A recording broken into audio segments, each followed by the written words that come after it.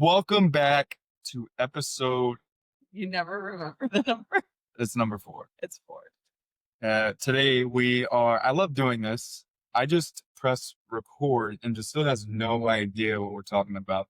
And I really just thought about what we were talking about in the last like 5 But minutes. mind you, season 1, he complained that this is exactly what we were doing and that he hated getting on and recording without knowing what we were talking about. But now he's turning the tables and doing it to me. Yeah, no, I love it. So today I want to talk about something. It has kind of a theme in my life recently with transforming pain into purpose, but I want to talk as a couple into this.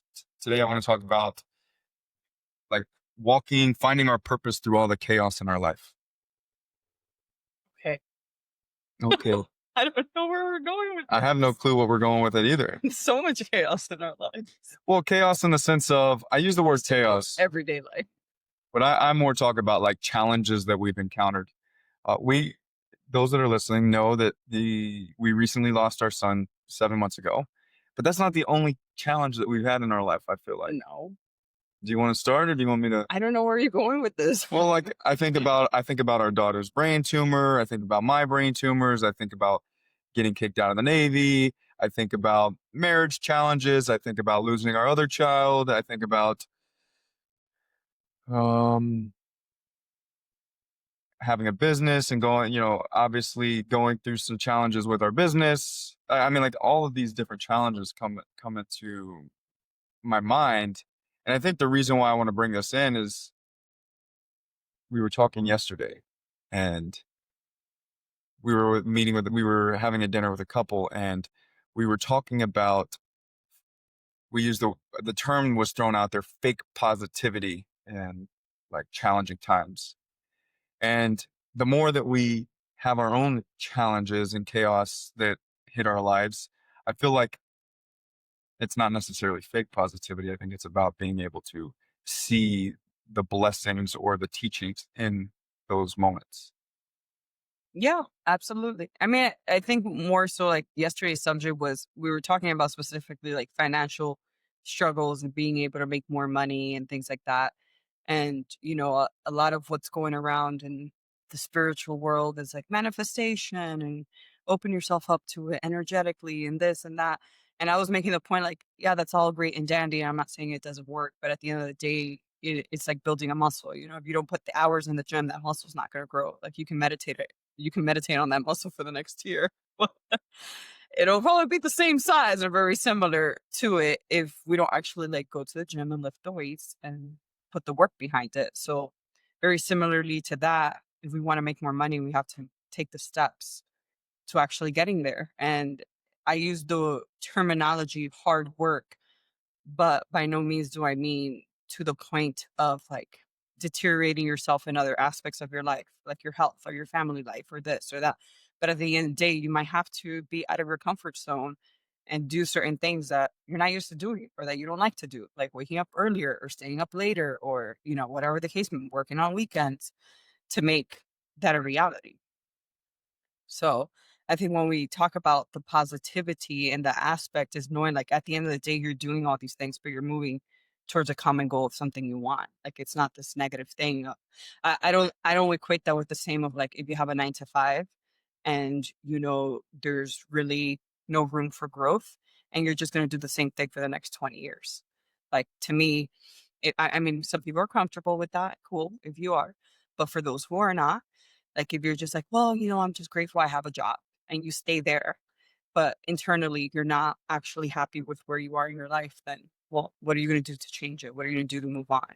And you can just be in the gratitude of, yeah, I have a job and that's good enough. But if you're not truly happy at the end of the day, then it's time to make some moves and make changes. Yeah. And something that you were saying, I believe that we are not self-centered individuals by nature. I think that we are meant to be in service of others. So within these communications and these topics that have been up and coming, it's what I've seen help us through our processes, our challenges, is sharing with other people, like being open and raw and real and honest through the process. And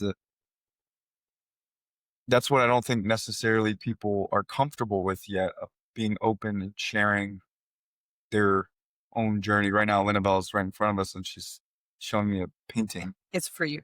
It's for you. It's for It's me. for you. Thank you. I made it for you. Hang on, let me, Can it dry right there, and then I can see you hang later? on, let me surprise. Close your eyes. It's close your He's gonna Open your surprise eyes. I have a surprise for you. Surprise! Oh, it's so pretty.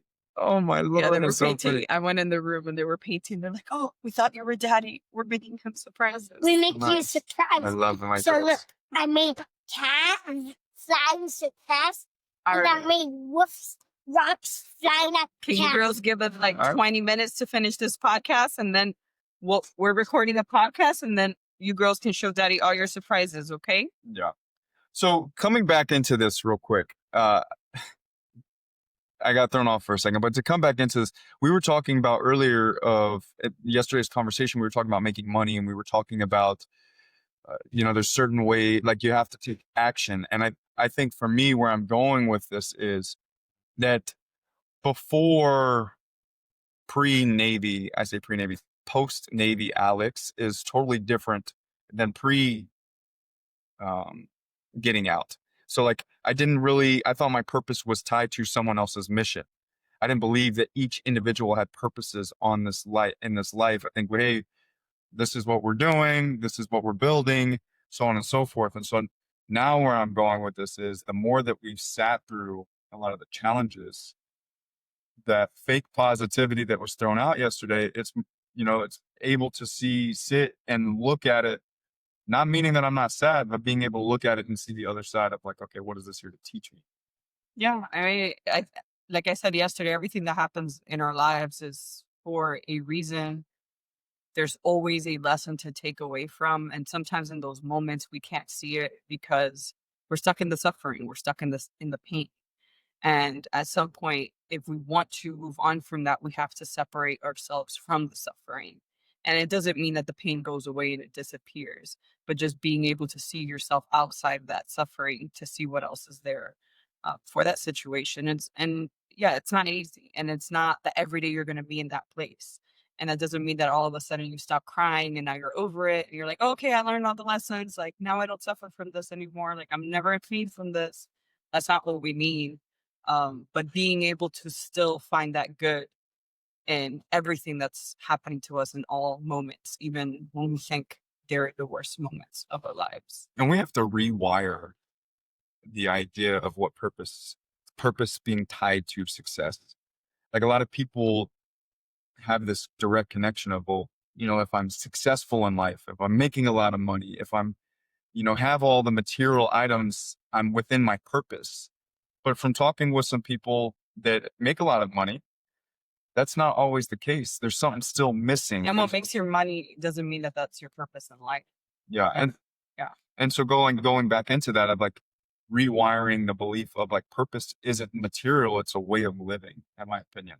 So like really being able to pull back the layers and live intentionally, live consciously, live with choice this comes into the freedom, the freedom definition that we were talking about yesterday, but purpose being a way of just showing up and being. I'm not trying to talk to you in any way, but I'm just saying what's coming to my mind. So like now with all of these challenges, every time that something's happened in our life, a brain tumor diagnosis or losing a job or losing a child, it shows for me, I'm able to like sit there, feel the emotions, but then also ask the question of, okay, what was this here to teach me and what was no longer serving me? So pulling back what doesn't matter and being able to find what truly matters and continue to step forward.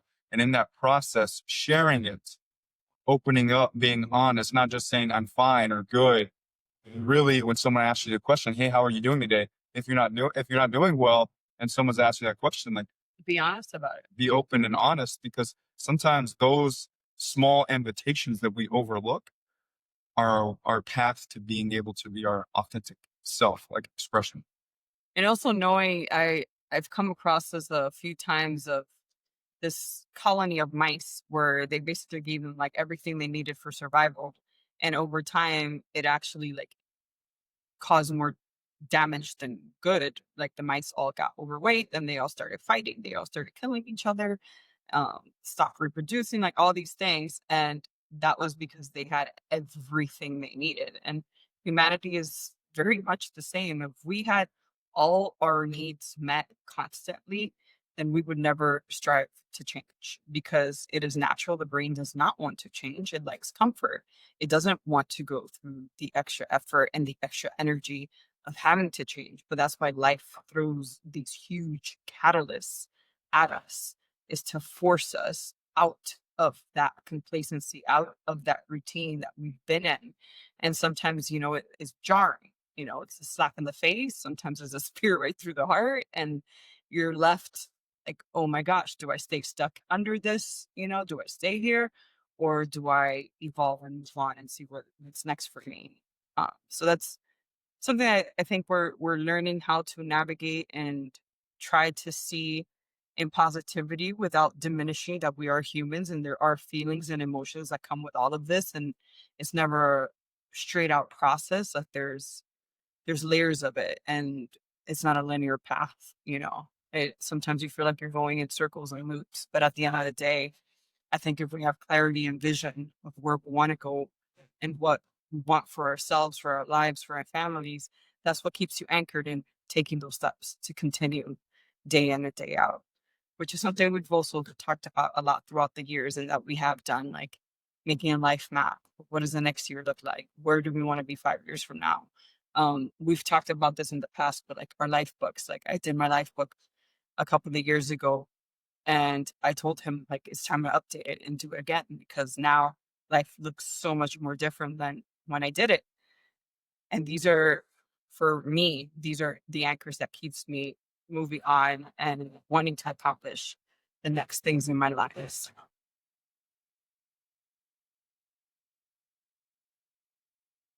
Nice and abrupt stuff.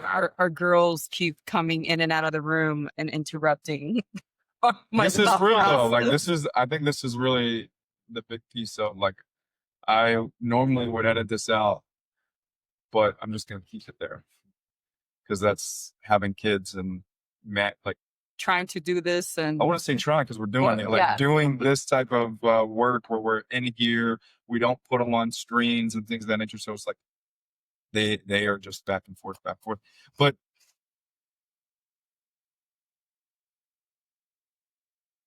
I don't know what I was. I had something that you said and I lost it. To go off of what you were saying, for me, I think most people, we were talking about the pain that comes in our lives. And I think most people, they have a hard time sitting with it. And the direction that I want to go with the podcast, I know we did talk about it beforehand, but it's like, maybe you don't have like a specific purpose as in, you're teaching or guiding or whatever the case may be. Right. But like being able to, we've talked, let's instead of diving into Liam's, let's talk about Linnabella's brain tumor. Right. Like, but being able to find purpose in every single challenge that's been thrown our way, not being a victim to it, but being able to see what the lesson is and then create the life that you want. And I'm just going to say this and throw it to you is that when I look at with Linnabelle and everything that happened with Linnabelle, at first, yes, we were victims to it. Like we were over consumed, we were worried, we were scared, like we were having a hard time with it. But then there was a point where we sat, especially you sat when you started doing research, you started to question, okay, what is this here to teach me? You started opening your eyes to different modalities and things of that nature. And then we created this life that we wanted for her, like how we envisioned her being in the world. And then we did that and things flourished. So I that's where I want to take this a little bit in that sense of in every challenge, we don't necessarily like, yes, our default mode is to go to victim. That's 95% of human beings' default mode is to initially go to the victim. But how can we transcend that and then be into that? Hey, this is not happening to me, it's happening through me. And I'm throwing, I'll throw in the conscious leadership plug, but this is stuff that we've worked with. Absolutely. I mean, I've been able to do that because I was aware of the framework And also because of, I guess, what I was studying at the time, reading, the people I was surrounded myself with. Like one of the Reiki teachers we were Reiki masters that we went to, that we saw for Linabelle, told me at one time, like she wrote it down in a little postcard, but she was like, you know, you need to stop seeing this brain tumor as something bad and see it as a friend and something that you like talk to, and see it as something good in her life and that is here for a good reason. And, you know, at the time, anytime we get sick, people get cancer, and you're always finding the war on it or the fight for it, or and basically it was the opposite of that. Like, don't fight it, don't make it a war, be there with it, like be there on the same side as it. And I think that that's one of the biggest challenges that a lot of people have, because when we have these situations that we seemingly like they're a bad thing, we want to go against it. Like, we want to fight it. It's a war. It's something that we have to beat. And that for me was like one of the biggest things to change within myself, was like, oh, this isn't something I have to fight. This isn't something I have to beat. This is something that I have to be here with and sit with it.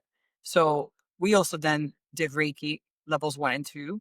And whenever I would do Reiki on Linavelle, it wasn't about getting rid of it. It wasn't about it disappearing. It was me really just being there with it and asking the brain tumor, like, okay, so why are you here? What is this here to teach?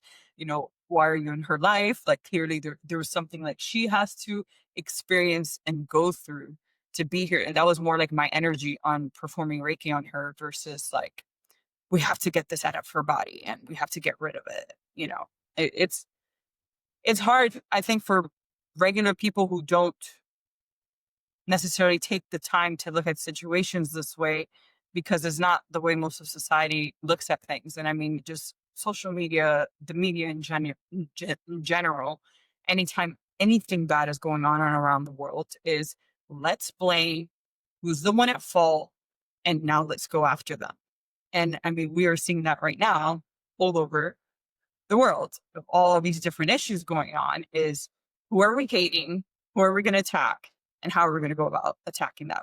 And it's really not the way forward. You know, like it's not going to get us to the place that we want to be, because it's just going to create more of the same that already exists. And I think that's the biggest lesson for me and takeaway of all these situations, is that if you stay in the muck of it all, like, then there's no way out of it. That's where you're always going to be. So we have to learn how to rise above and get out of that. And that's not to say like the world is ever going to be perfect and we're all going to be able to do that. But for me, that has been my takeaway lessons.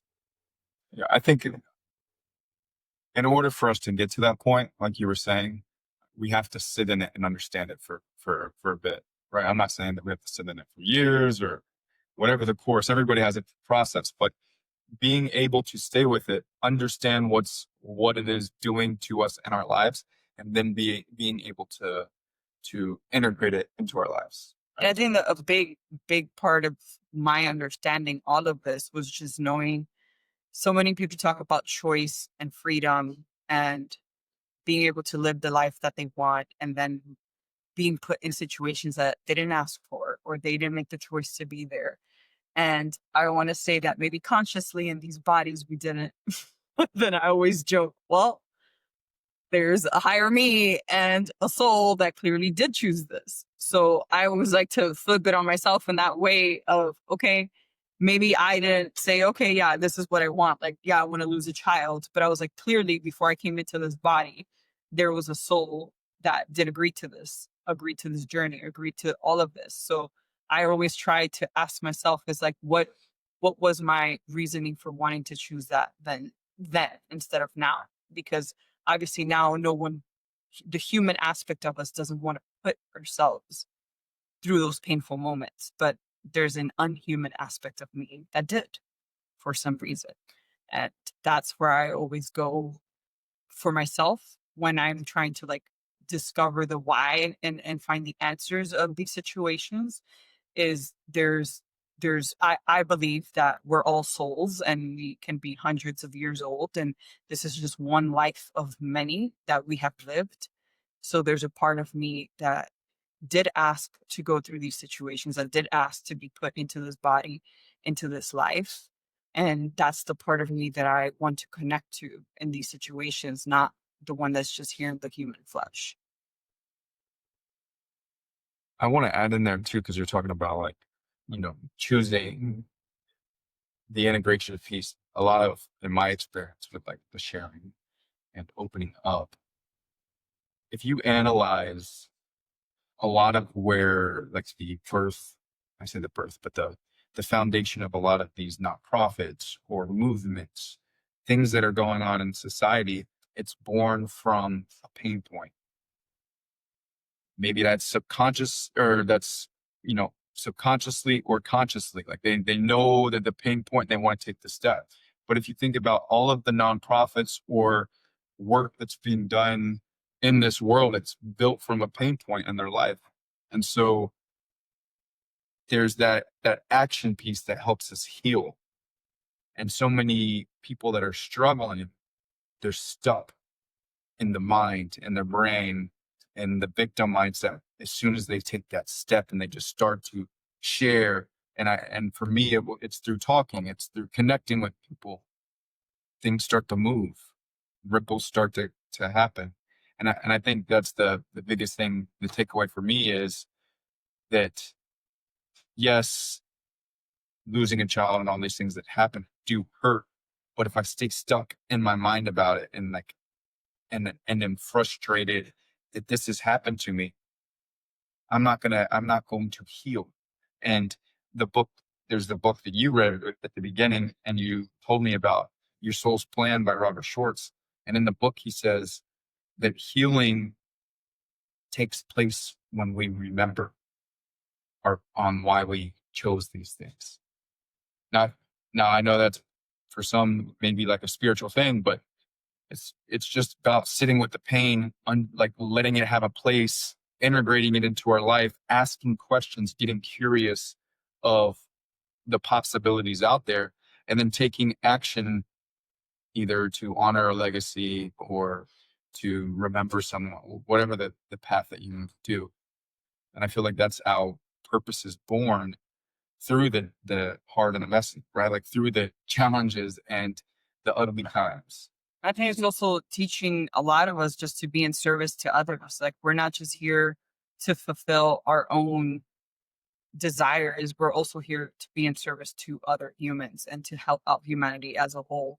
So a lot of these situations take us to that place of like, okay, this happened to me.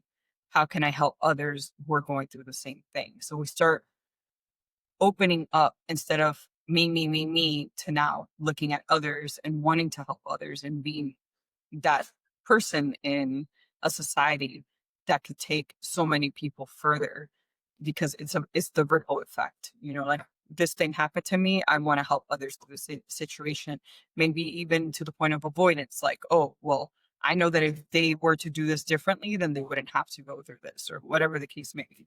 But the whole point is to be in service to others. I think that that's another big part of that, and that's fulfilling purpose too. Like, when we are in service to others, when we're doing that thing that really lights us up, makes us happy, and is helping in changing other people's lives for the better, that's when we know we found the secret sauce. I learned this from Jessyl. She introduced it to me through the conscious leadership, but just the simple question, if you start asking yourself, what is this here to teach me? So when something challenging happens in your life, it could be a divorce, it could be a job loss, it could be, if there's any, college students, a bad grade or a breakup or whatever the case may be, what is this here to teach me? And then sit with it, allow thoughts to come up, allow emotions to rise to the surface, feel them, and then you'll be surprised what comes up. And then I would look into where am I out of alignment within all of this? And these are questions. I'll use Liam's death for an instance. Like, Liam passed away, and I realized as I started to take steps and actions of honoring his life that I was out of alignment by holding back on what I wanted to do as a public speaker and inspiring people. And that doesn't mean that my time with Liam or the family, spending time with the family, is like, oh, that doesn't put a priority in my life. Like, that is a priority in my life. But also, we all have, as Jessyl was saying, we all have this desire. It's either conscious or subconscious to be in service to others. Right? Like, that's how we feel valued. That's how we feel. Humans thrive off of connection. And for me, I was in service to my family, but on the higher level of sharing our stories, the things that we've been through, we can help other people in their journeys as well. Because when we share our stories, we're just paving the way for others to do the same. And that's what, like, I would encourage you to do, is just start asking yourself questions when moments seem tough. Of, okay, instead of saying, why is this happening to me, start asking yourself, what is this here to teach me? And then as you start to ask those questions, thoughts start to come up to the surface. Acknowledge them. Maybe there's some wisdom in those emotions. There's wisdom in those thoughts, and you can be even more curious in that process.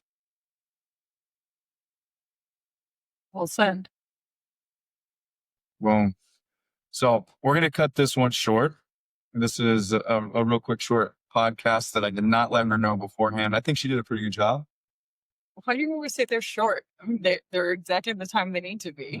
Just the time. Well, because we're used to doing longer podcasts. Well, it just depends on the subject. Sometimes Yeah. they're going to be longer. Sometimes they're not. All right. Well, please don't forget to send us some feedback. We have some people that asked us to talk about some things. We will start having conversations about things that our listeners are sending us information on. So thank you so much and have a good day.